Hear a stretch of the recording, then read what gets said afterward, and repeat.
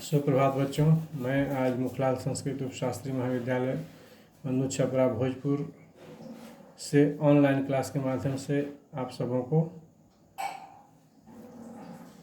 हिंदी व्याकरण में अनेक शब्दों के लिए एक शब्द के बारे में बताने जा रहा हूँ। कल के पिछले क्लास में भी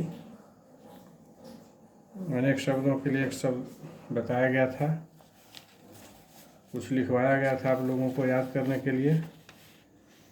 उससे आगे आज कुछ और फिर लिखवाया जा रहा है, उसको भी याद कीजिएगा। जैसा कि आपको बताया गया था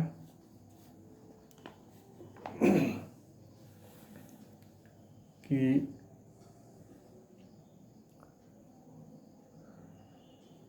इसमें जो है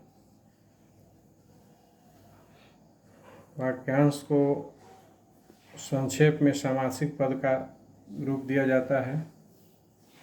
इसमें कुछ ऐसे लाक्षणिक पद या शब्द भी हैं जो अपने में पूरे एक वाक्य या वाक्यांश का अर्थ रखते हैं। इसमें गागर में सागर भरना वाला जो कहावत है वही चरितार्थ होता है। भाषा की सुदृढ़ता, भावों की गंभीरता और उच्च शैली के लिए यह आवश्यक है कि शब्दों के प्रयोग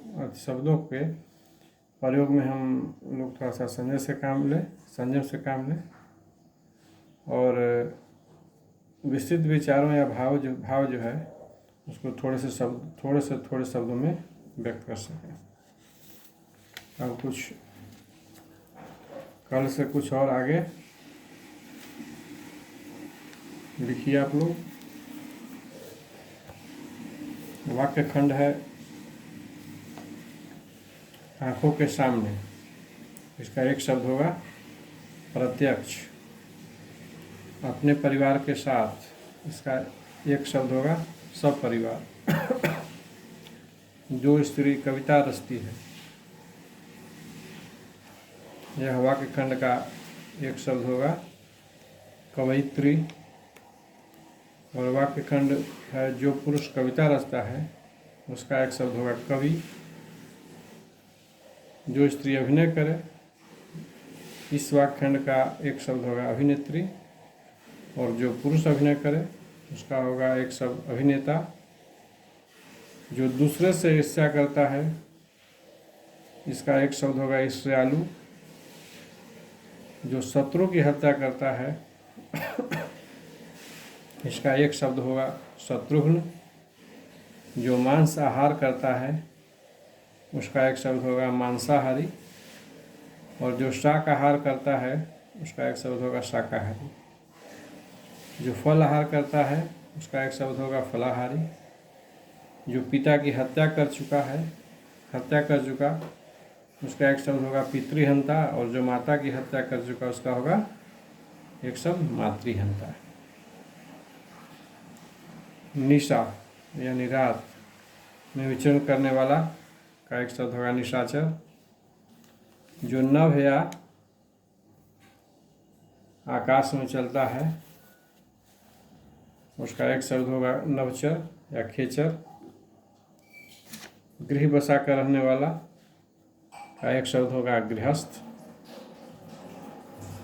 कार्य करने वाला का एक शब्द होगा कार्यकर्ता। जो विज्ञान जानता है, उसका एक शब्द होगा वैज्ञानिक। हत्या करने वाला का एक शब्द होगा हत्यारा। जो द्वार का पालन करता है, रक्षा करता है, उसका एक शब्द होगा द्वारपाल। जो शास्त्र जानता है, उसका एक शब्द होगा शास्त्रज्ञ। जो कोई वस्तु वहन करता है, उसका एक शब्द होगा वाहक। बिना वेतन के, इसका एक शब्द होगा अवैतनिक। बिना अंकुश का, इसका एक शब्द निरंकुश। जो व्याकरण जानता है, उसका एक शब्द होगा व्याकरण। बिक्री करने वाला विक्रेता।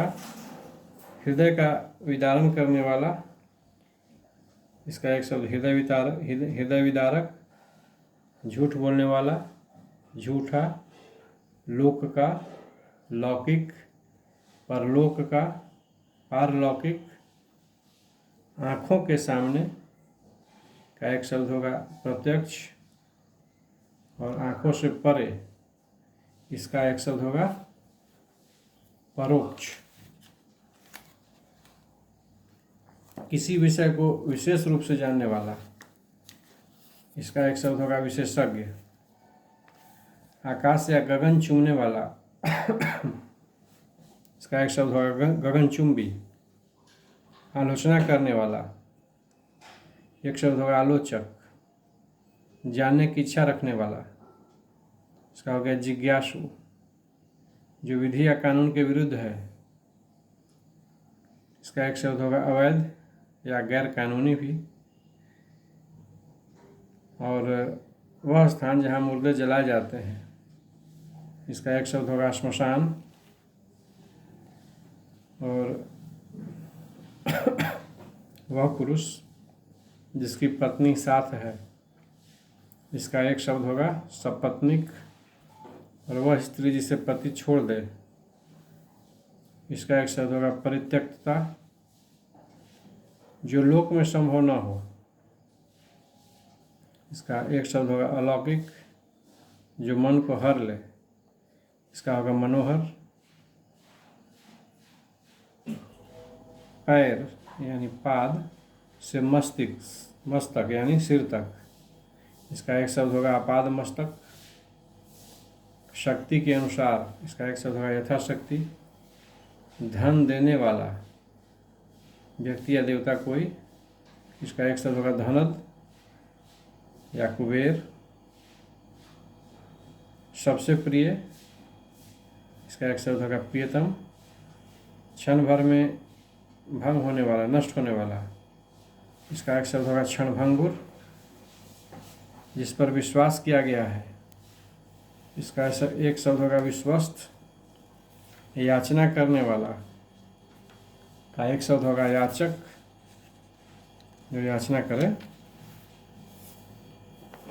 सुनने योग्य का श्रवणीय, श्रव्य।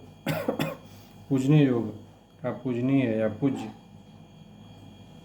विधि यानी कानून द्वारा प्रदत्त, प्राप्त, इसका होगा विधि प्रदत्त। तर्क के द्वारा जो सम्मत है यानी माना जा चुका है, उसका एक शब्द होगा तर्क सम्मत। आलोचना के योग्य का एक शब्द होगा आलोच्य। जिसे नहीं जीता जा सके, इसका एक शब्द होगा अजेय। जो अनुकरण करने योग्य हो, इसका एक शब्द होगा अनुकरणीय। नहीं खाने योग्य, अखाद्य, विश्वास के योग्य, एक शब्द होगा विश्वसनीय। आदि से अंत तक, इसका होगा आद्योपांत। जो राजगद्दी का अधिकारी हो, इसका एक शब्द होगा युवराज। पर्ण यानी पत्ते की बनी हुई कुटी, इसका होगा पर्णकुटी। बिना आयास यानी परिश्रम के, बिना परिश्रम के या बिना आयास के, इसका एक शब्द होगा अनायास।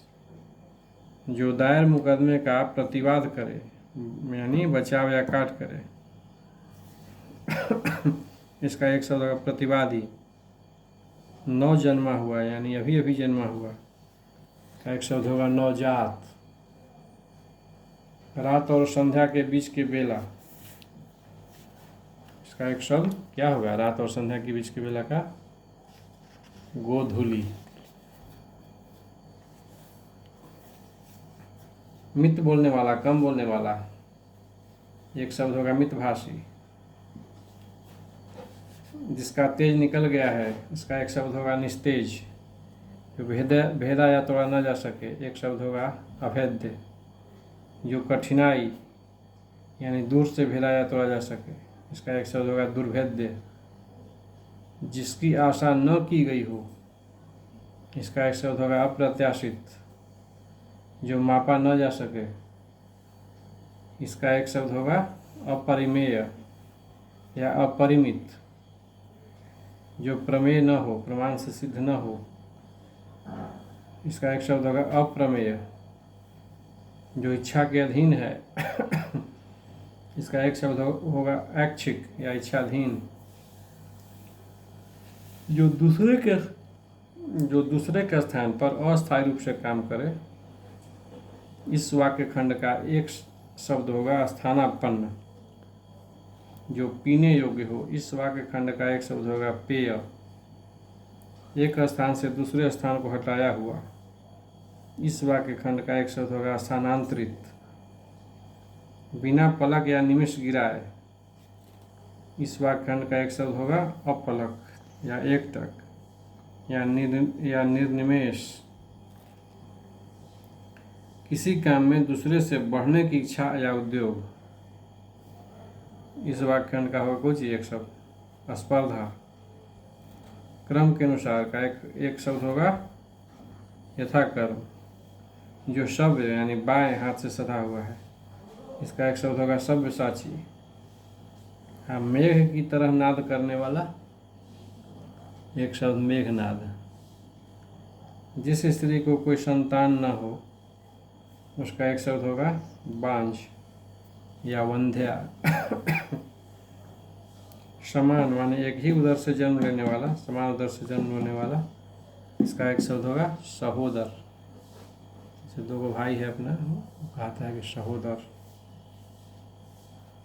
जिसकी मति पर्युत्पन्न माने झट सोचने वाली है, इसका एक शब्द होगा